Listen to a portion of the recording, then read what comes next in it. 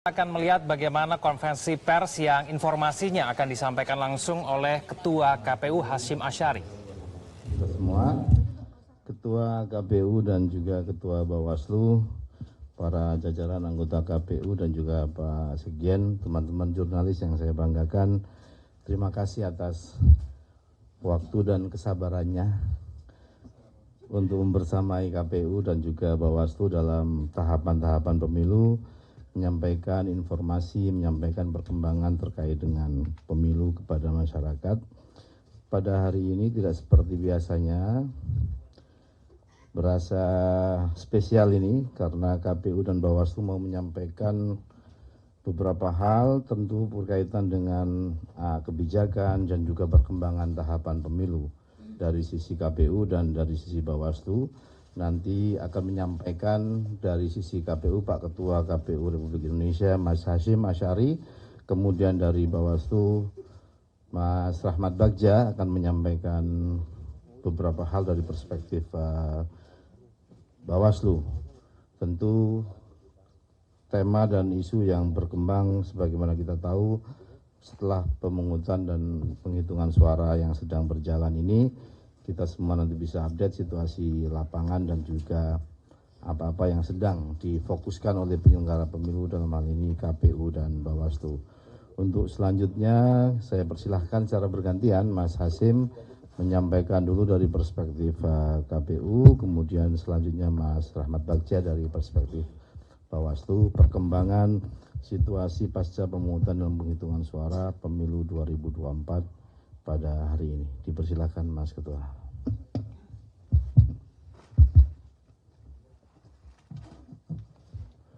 Assalamualaikum warahmatullahi wabarakatuh. Selamat sore dan salam sejahtera untuk kita sekalian. Yang saya hormati Mas Rahmat Bagja, Ketua Bawaslu Republik Indonesia. Yang saya hormati para anggota KPU yang berkesempatan hadir pada kongres ini. Dari ujung yang paling kanan Mas Parsadana Harahap, Mas Wiranto Sudrajat, Mas Idam Holik, Mas Muhammad Afifuddin, Mbak Betty Epsilon Idrus, dan Mas Bernat, Sekjen KPU. Pada kesempatan ini kami akan menyampaikan beberapa update perkembangan dan juga nanti Mas Bagja juga akan menyampaikan update perkembangan dan apa-apa yang disampaikan oleh Bawaslu nanti akan kami respon berikutnya. Bapak Ibu sekalian, yang pertama pasca pemungutan penghitungan suara. Dalam penghitungan suara itu kan harus selesai pada hari yang sama dengan hari pemungutan suara, yaitu 14 Februari 2024 jam 24.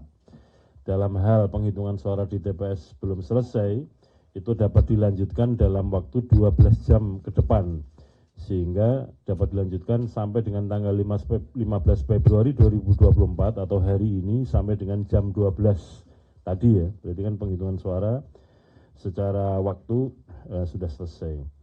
Nah, sehubungan dengan itu, diantaranya beberapa hal yang perlu kami sampaikan. Yang pertama adalah soal pemungutan suara ulang. Sebagaimana yang kami sampaikan tadi malam, kami masih menghimpun laporan-laporan dari KPU Provinsi, KPU Kabupaten Kota, sehubungan dengan situasi-situasi yang dapat menjadi alasan dilakukannya pemungutan suara ulang. Nanti juga teman-teman Bawaslu melalui Mas Bagja, Ketua Bawaslu, juga akan menyampaikan temuan-temuannya yang nanti akan kami respon, sehingga sama-sama kita klarifikasi atau cross check antara data laporan dari KPU dan juga data temuan dari Bawaslu. Karena pada dasarnya untuk dapat dilakukan pemungutan suara ulang itu mekanismenya adalah rekomendasinya oleh Panwascam ya. Panwascam yang bekerja, ruang lingkupnya ada TPS yang potensial dilakukan pemungutan suara ulang. Kemudian rekomnya Panwascam disampaikan kepada PPK dan PPK melaporkan kepada KPU Kabupaten Kota. Menurut Undang-Undang Pemilu, pemungutan suara ulang itu yang memutuskan perlu atau tidaknya itu adalah KPU Kabupaten Kota. Tentu saja bisa karena penilaiannya sendiri, bisa juga karena rekomnya Bawaslu. Misalkan sebagai contoh ya, ada laporan dari KPU NTB misalkan, proses penghitungan suara begitu calonnya ada yang kalah, caleg ya, kemudian timnya ngamuk dan kemudian merusak situasi yang ada di situ. Itu hanya kan dokumen-dokumen yang entah surat suara, kemudian formulir menjadi problem, sehingga hal seperti ini juga sangat mungkin dilakukan pemungutan suara ulang. Tapi kalau memang dokumennya ada dan kemudian diakui oleh saksi-saksi yang lain, tentu itu kita anggap sah dan kemudian dilanjutkan dengan rekapitulasi di tingkat kecamatan. Kemudian yang kedua, soal pemungutan penghitungan suara pemilu 2024 khususnya yang dilaksanakan oleh PPLN, Panitia Pemilihan Luar Negeri Kuala Lumpur. Saudara sekalian, pemungutan suara atau pemilu di luar negeri itu dilaksanakan oleh panitia pemilihan di luar negeri. Ada 128 perwakilan PPLN. Untuk di Malaysia sendiri itu ada 6 PPLN. Nah, ini yang mendapatkan sorotan adalah Kuala Lumpur karena memang pemilihnya besar dan berbatasan langsung dengan Indonesia. Nah, teman-teman Bawaslu kemarin sudah menyampaikan hasil temuan dan kajiannya dan kemudian menerbitkan rekomendasi. Nanti detailnya Mas Bagja sebagai Ketua Bawaslu akan menyampaikan dan kami akan respon. Kalau menurut rekomendasi Panwaslu Kuala Lumpur itu direkomendasikan untuk penghitungan suara untuk 2 metode, yaitu kotak suara keliling dan metode pos itu dihentikan dulu, tidak diikutkan dalam penghitungan suara. Jadi kalau PPLN Kuala Lumpur mulai tanggal 14-15 itu melakukan penghitungan suara, itu yang boleh hanya untuk metode TPS atau TPS-LN, TPS luar negeri. Untuk metode pos dan metode KSK dihentikan dulu, tidak diikutkan.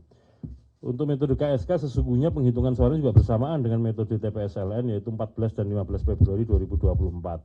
Nah, untuk metode pos itu jadwalnya dihitung untuk metode pos 15 sampai 22 Februari. Sekali lagi untuk 2 metode itu dihentikan dulu, tidak diikutkan karena ada temuan-temuan yang sebenarnya KPU sendiri sudah mengetahui ada situasi yang secara prosedural dan kebetulan apa yang jadi yang diketahui oleh KPU dan juga ditemukan Bawaslu ini sinkron, sehingga kemudian nanti situasinya potensial untuk metode pos dan metode KSK kotak suara keliling khusus di Kuala Lumpur akan dilakukan pemungutan suara ulang. Detail-detail dan kemudian mekanismenya kami di KPU Pusat akan mempersiapkan segala sesuatunya, tentu saja nanti berkoordinasi dengan Bawaslu. Yang ketiga, saudara sekalian, soal penghitungan suara. Jadi di dalam penghitungan suara di TPS kemarin ada di beberapa tempat sebagaimana yang tadi malam kami sampaikan dan juga teman-teman Bawaslu sampaikan, terdapat surat suara yang tertukar.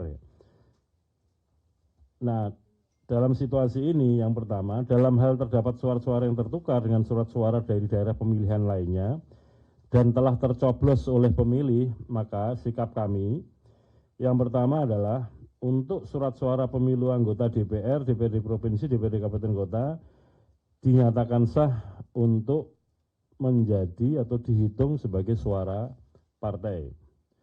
Nah, kalau yang kedua, kalau surat suara DPD dari daerah pemilihan provinsi lain dinyatakan tidak sah karena masing-masing provinsi atau masing-masing dapil calonnya beda-beda. Tapi kalau yang pemilu DPR, DPRD kan peserta pemilunya sama, partai politik. Kemudian peristiwa itu dicatat di dalam formulir berita acara, formulir kejadian khusus untuk menunjukkan bahwa ada situasi yang kemudian ada kejadian khusus di TPS-TPS tersebut. Kemudian yang keempat, pemungutan suara ulang dan lanjutan untuk yang di dalam negeri. Sebagaimana kami sampaikan, ada beberapa hal, setidak-tidaknya 2 yang jadi alasan. Yang pertama karena bencana alam banjir masih tergenang dan juga ada pengerusakan terhadap logistik yang disiapkan untuk pemungutan suara sehingga belum tersedia, atau juga setelah penghitungan suara ada yang ribut di TPS. Nah ini yang kemudian nanti akan dilakukan ada dua kemungkinan, apakah pemungutan suara ulang atau pemilu lanjutan. Tentu saja untuk pemilu lanjutan ini bagi yang dokumennya sudah, alat perlengkapan pemungutan suara sudah tersedia, tapi kemarin ada yang terlambat di beberapa tempat seperti saya sampaikan tadi malam. Nah, menurut Undang-Undang Pemilu, pemungutan suara ulang itu maksimal dilaksanakan 10 hari setelah hari H pemungutan suara. Namun demikian tentu kami akan mengkaji dan mempertimbangkan situasi lapangan, karena misalkan seperti yang di Demak ini, kalau banjirnya belum surut melampaui 10 hari kan juga belum tentu bisa dilakukan dalam durasi 10 hari. Tentu situasi ini juga oleh teman-teman KPU Kabupaten Kota yang punya kewenangan untuk menetapkan pemungutan suara lanjutan, itu akan dibuatkan catatan dalam berita acara kejadian khusus. Yang terakhir, saudara sekalian, soal Sirekap ya. Banyak sekali kiriman-kiriman baik melalui WA kepada kami maupun unggahan-unggahan di media sosial tentang, terutama ya, teman-teman juga pasti mengikuti perkembangannya, ada perbedaan antara formulir C hasil ukuran kuarto yang diunggah, saya ulangi, kan yang diunggah itu formulir C hasil yang ukuran plano, hasil foto Sirekap. Jadi di TPS itu ada ukurannya plano yang besar, itulah yang difoto oleh anggota KPPS menggunakan fungsi foto di dalam aplikasi Sirekap. Itu yang diunggah. Kemudian menggunakan sistem di dalam Sirekap, ada sistem untuk konversi yang membaca membaca formulir tersebut, dan kemudian secara otomatis akan muncul angka hitungannya. Nah, di situ ada problem ya. Nah, oleh karena itu kami di KPU Pusat melalui sistem yang ada itu termonitor daerah mana saja yang antara unggahan formulir C hasilnya dengan yang konversinya salah, itu termonitor. Jadi semua yang disampaikan kepada kami melalui WA maupun yang diunggahan-unggahan media sosial itu pada dasarnya melalui sistem termonitor. Mana yang pas, mana yang tidak, mana yang cocok, mana yang tidak. Dalam situasi ini kan bukan soal sementara ini yang kami ketahui atau yang kami dapatkan laporan itu adalah, atau juga respon dari teman-teman jurnalis kepada kami, itu adalah formulir yang diunggah itu nampaknya kan dari segi penjumlahan atau penghitungannya belum ada laporan yang salah.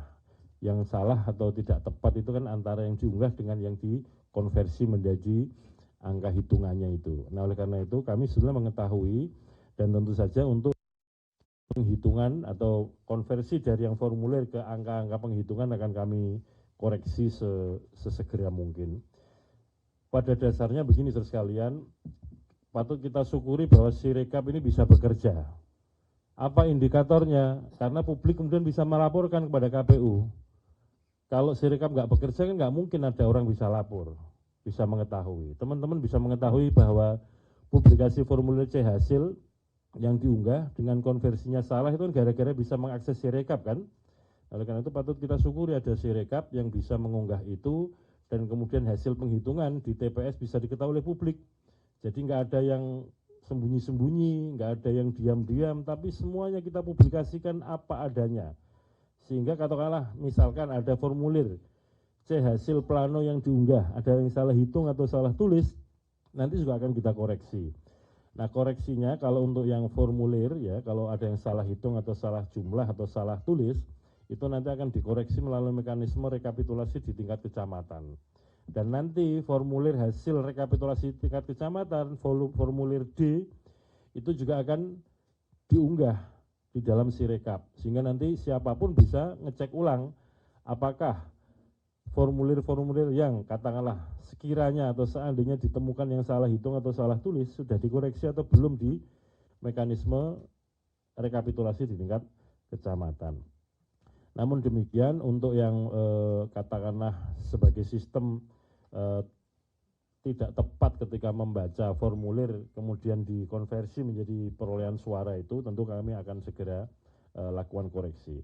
Tapi publikasi formulir C hasil akan kita lanjutkan terus Supaya apa? Publik mengetahui terus-menerus sampai batas akhir dalam arti formulir C hasil yang ukurannya plano itu bisa diunggah semua dan diketahui oleh semua pihak. Jadi teman-teman jurnalis, para pemilih, para peserta pemilu bisa mengakses itu melalui link website yang kita siapkan, bisa dibaca di tingkat TPS dan kemudian bisa di-download, sehingga boleh dikatakan ya alhamdulillah patut kita syukuri Sirekap berjalan. Sekali lagi, kalau tidak ada Sirekap tentu situasinya gelap, tidak bisa kita ketahui perolehan suara sesungguhnya berapa yang kemudian ditulis di dalam formulir dan kemudian diunggah ke Sirekap.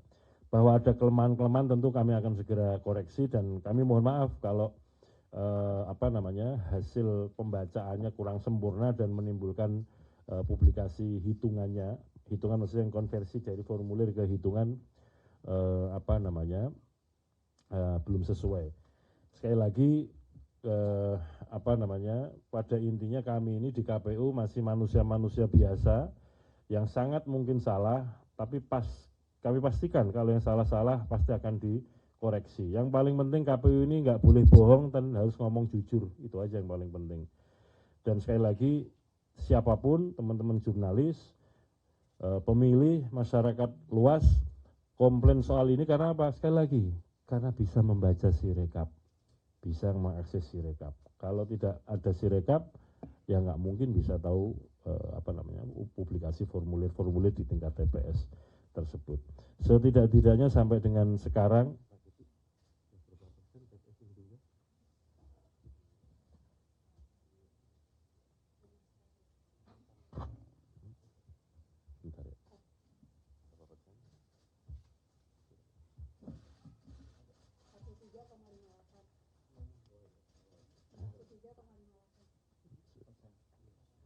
saya kira kita sama-sama bisa memperhatikan sampai dengan saat ini jam 15.50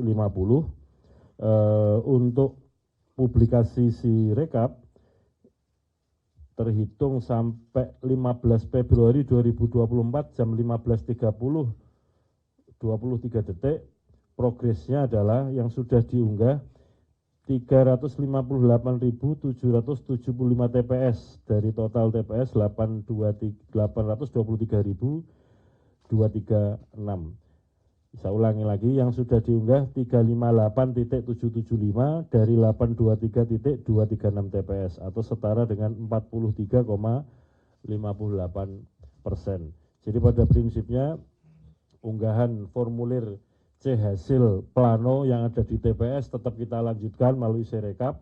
Hanya saja nanti untuk yang konversi-konversi yang kebetulan sistem membacanya kurang akurat atau kurang tepat, nanti akan kita lakukan koreksi supaya sesuai dengan apa yang formulir yang diunggah. Tidak ada niat manipulasi, tidak ada niat untuk mengubah hasil suara, karena pada dasarnya formulir C hasil yang plano diunggah apa adanya, sebagaimana situasi yang diunggah oleh teman-teman KPPS. Itu bisa kita monitor, bisa kita saksikan bersama-sama.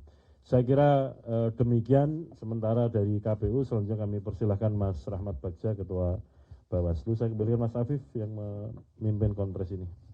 Assalamualaikum warahmatullahi wabarakatuh. Teman sekalian, nanti pertanyaannya sekaligus ya setelah Mas Ketua Bawaslu. Ini untuk informasi, sedianya teman-teman anggota Bawaslu juga membersamai, cuman karena di antara kewenangannya itu juga memproses laporan ataupun temuan, kalau tidak salah tadi disampaikan sedang ada persidangan juga di Bawaslu, sehingga kami berbagi peran. Akhirnya Pak Ketua datang sendiri, yang lain harus sidang, begitu. Silakan Mas Bagja untuk menyampaikan hasil pengawasan dan lain-lain. Terima kasih Mas Afif. Alhamdulillah. Assalamualaikum warahmatullahi wabarakatuh. Selamat sore, salam sejahtera untuk kita semua. Yang terhormat Mas Hasim, Mas Ketua, Mas Idam, Mas Derajat, Bang Parsa, Bang Parsa, Mas Afif, Mbak Betty dan juga Pak Sekjen. Walaupun saya ini sendiri, tapi saya merasa di keluarga Bawaslu, Mas. karena ada keluarga besar Bawaslu 5 orang di sini pada saat kita melakukan press con. Pak Afif, saya, Pak Parsa, dan juga 4 orang dengan Pak Sekjen. Jadi komposisinya sama sebenarnya. Alhamdulillah tadi Mas Hasim menyampaikan banyak hal dan alhamdulillah berarti seluruh apa yang kami temukan di lapangan tentu akan kami sampaikan kepada KPU. Bapak Ibu semua, teman-teman semua, sebelum saya sampaikan beberapa hal tentang temuan Bawaslu, maka perlu kita apresiasi teman-teman penyelenggara sampai tingkat ad hoc, sampai tingkat KPPS yang sampai jam 2, jam 3, sampai jam 4 pagi tadi masih melakukan penghitungan suara. Jadi teman-teman penyelenggara pemilu, kami harapkan tetap kemudian melakukan tugas dan fungsinya dengan baik.